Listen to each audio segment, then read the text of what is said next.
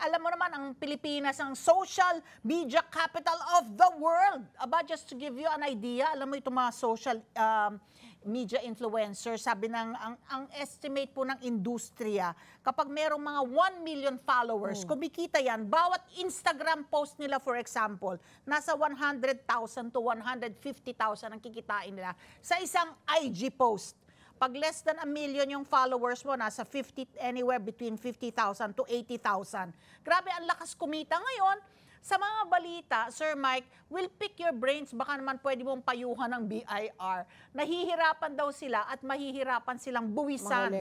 No, parang hinihikayat lamang nila na una magpa-register, di ba? At parang voluntary basis lamang.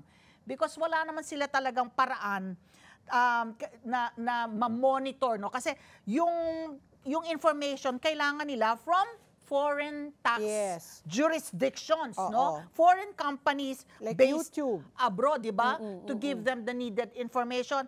Picking your brain, Sir Mike, paano kayang mabubuwisan ng tama itong napakalaking kita ng mga social media influencers? At tama po kayo, yung informasyon po talaga yung number one, o yung availability, yung maging basihan para mag-impose po na kaukulang ways, no? Kasi parang ano po yan principles of fairness and equity rin na, kumbaga yung, ngayon, ayun na po yung bagong medium natin digital no? Kumbaga nag-evolve po yan, yung pagdating po sa larangan ng, di ba, yung kabuhayan po, no? Yung mga livelihood pagdating po sa digital, either digital businesses, entertainment, media, and so on. So, nag-shift na po yan galing po yan. Dati, ang malakas po, television. So, nagsimula po yan sa radyo. So, ngayon, pati yung mga sa social media din po, no? So, similar din naman po yung approach wherein kung ano po yung i-declare din nila, no?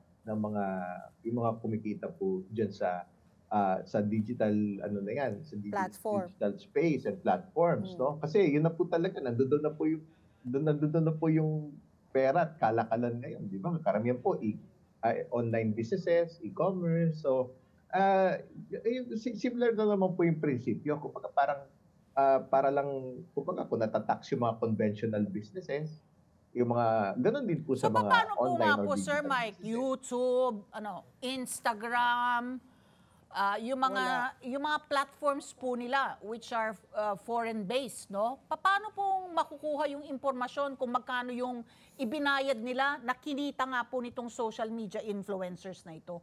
Para mabuwisan po ng tama yung kinita nila. Pero siguro kailangan tignan din po yung mga treaties din po ng ating bansa, no? Yung mga kasunduan.